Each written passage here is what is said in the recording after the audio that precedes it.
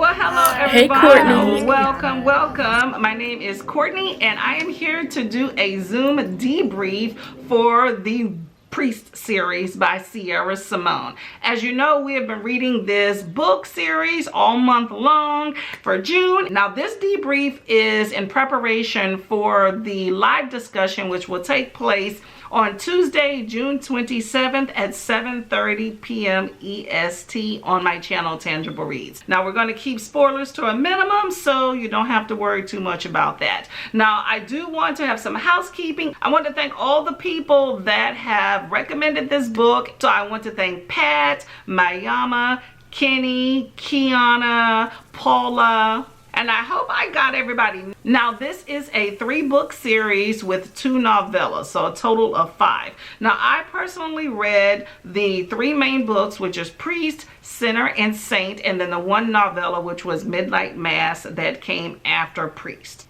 Now, as you know, this is a erotica series that has a lot to do with the Catholic Church and figures in the church. So it is definitely not for the faint of heart. Now, it follows 3 brothers, and we're going to tackle each book, and they center around each one of these brothers. So let's get started.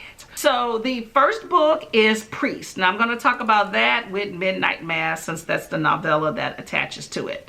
Who are the characters? So you have Tyler, who is Tyler Bell. He is the middle brother and he is a priest in a small town in, I think, somewhere in Missouri. And then you have Poppy, who comes from a very rich family, and she is attempting to make her own way in life and get from underneath her family's coattails. So she comes into this town and meets Father Tyler Bell. Now, as far as with plot, Poppy, who goes to confession and meets Father Tyler Bell, and she is seeking some sort of guidance. You know, she's interested in the church and seeing if that may give her some guidance on what to do with her life. And she starts telling him a lot of the very interesting things that she used to do when she worked at a strip club. She's in management now. She has an MBA. And everything kind of takes off from there. Now, here's some things that you really want to know about this book. Where did they do the do at? Okay, well, of course they were in the church. They were at the altar. They had some stuff in the church rectory as well. And that's the main thing with them. They got busy where they needed to. And some common themes. We're going to go with the why. Well, you definitely have the whole idea of the priesthood versus sex and love. Those don't go together. And also you have the whole idea of God being intertwined in sex and how that is such a natural element and characters grappling with that. You also feature a jealous boyfriend. It tackles sexual immorality in the church. There's a big component of trauma. Tyler had a sister that is no longer with him, and there was a lot of trauma regarding that in his life. You had a lot of finding your own voice as far as with Poppy, discovering who she was without her family, and the whole idea of rejecting her family's money. And definitely Tyler grappled a lot with guilty conscience as far as with loving someone and, you know, being a priest. And I won't give too much away, so I won't talk about Midnight Mass so much, but you do tackle some sensitive marital concerns inside of that particular book. Now, the next thing is, how did I feel? Well, I did think that there was some beautiful scenes, especially the prayer.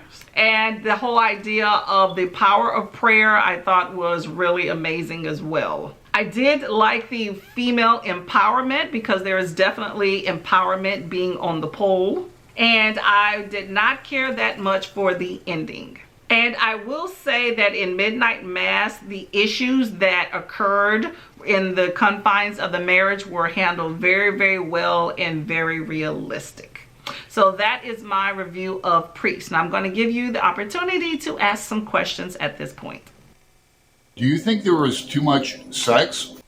I thought this book had a whole lot of sex. I thought that it was depraved and also exciting at the same time. I thought that it was unsanitary quite a bit. Some things were a bit gross to me as well. Why didn't Tyler just become a deacon?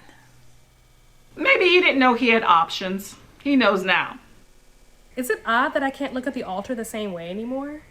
No, that's perfectly natural. Just make sure you use hand sanitizer. Why did they use all those oils? Oh, because they were blessed and they want the blessings to continue. Do you think that Poppy was baiting Father Bill? Oh yes, she was definitely wrong for those booty shorts and saying he was cute. She was trying to trap him. What did you think of how the ending played out? I felt almost like Tyler and I started a scene and then he left before finishing and left me wanting. Okay, so if there's not any more questions, we are going to go on to Sinner. So Sinner follows Sean and Zinni. So Sean is the oldest of the Bell brothers, and he is pretty much all about power, sex, and alcohol. He is a player, and he has a lot of money as well. And then you have Zinni. Zinni is Sean's best friend's sister, and she is basically kind of like a nun in training. She's about to take those vows and commit to the church. So as far as with plot, you have Zinni who approaches Sean, who has a whole lot of world knowledge, you know what I'm talking about, and she wants him to help her doubt her vocation by basically sexing her up and teaching her some stuff for about a month. So in this book, you know, it's a love story, so have a lot of sex in the process. And let's see, sex, where did they do it at? Okay, well, they were not that bold as Tyler. So they pretty much had it in the skate rink, they had it inside of a church, and they had it inside of a soup kitchen.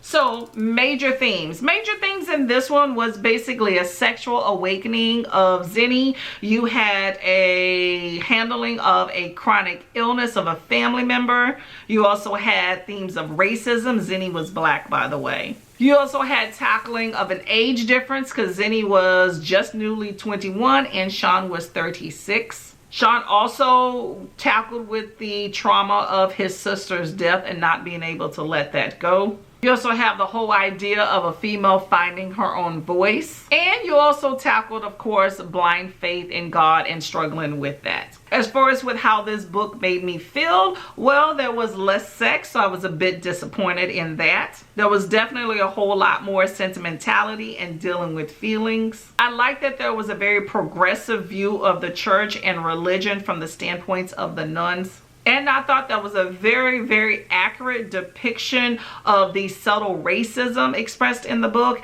and also the handling of a chronic illness of a family member and everything that gets entailed in that. And that is my review of Sinner. So if you have any questions, let me know. So why do you think Zinni was written to be black? To give an explanation of that subtle racism and also to explain black hair care. Sean cursed a lot. What do those words mean anyway? Well, they're actually not that bad. I looked them up. You have see you next Tuesday, push until she says yes, friends you can keep, college of complete knowledge, and doesn't it create kids? Next question. Sean was a player, but didn't he seem pretty whipped once he and Zinni hooked up? Yes, well, apparently getting sex from a much younger woman changed his life and he can't help himself. What was the oil they used? Oh, that was vegetable oil, and I definitely don't recommend using it that way. If Zinni was studying to become a nurse, why were there questions that she had for Sean, like basic questions about anatomy? Well, you know, maybe there were budget cuts to her program and she doesn't have access to the internet. I don't know.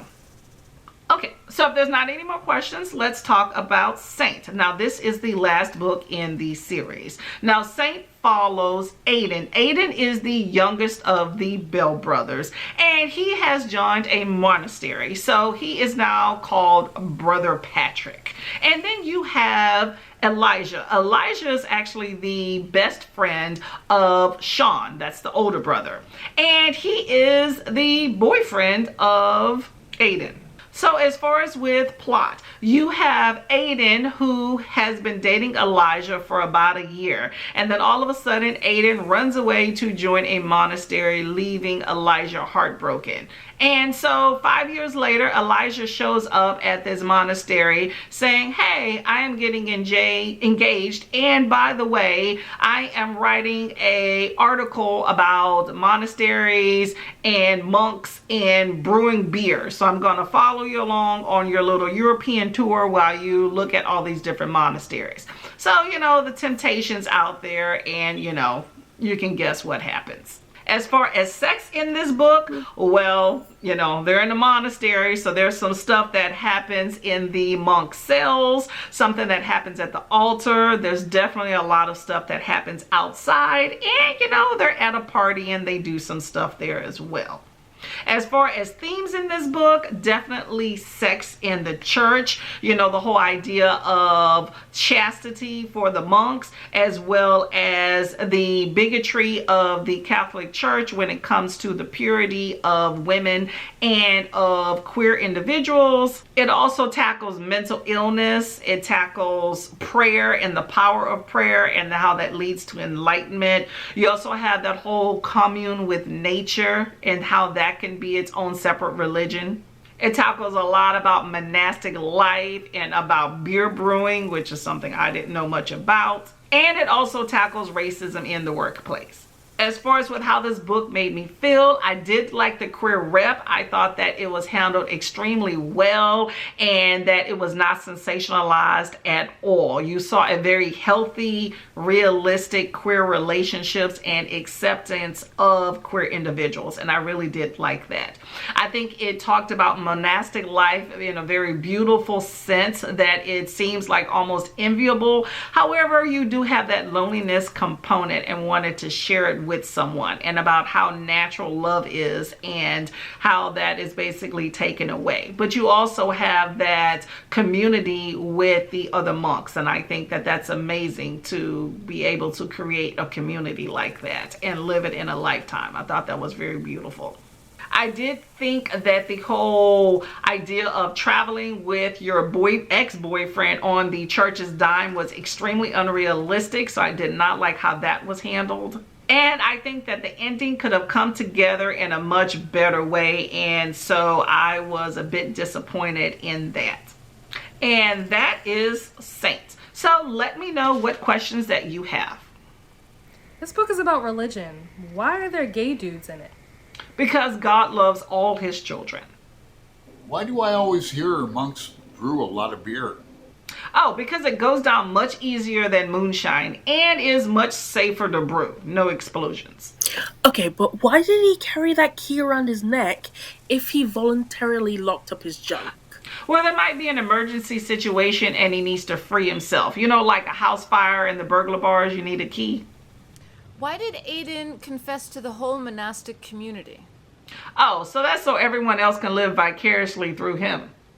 Why did Aiden change his name to Father Patrick? Oh, so he can have two hot boy names, Aiden and Patrick. Ow. And that concludes my debrief for the Priest series. I think it's an amazing series. I had a good time reading them, and I think summer's a perfect time for reading something like this.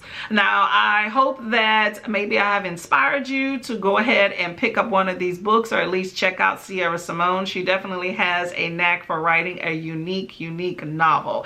And you have time to pick up some of these books for the discussion. Remember, it's going to be on Tuesday, 7:30 p.m. EST, June 27th. So I hope that I see you there. So please take care. Please like, subscribe, and comment. And I'll see you in the next read along. Bye.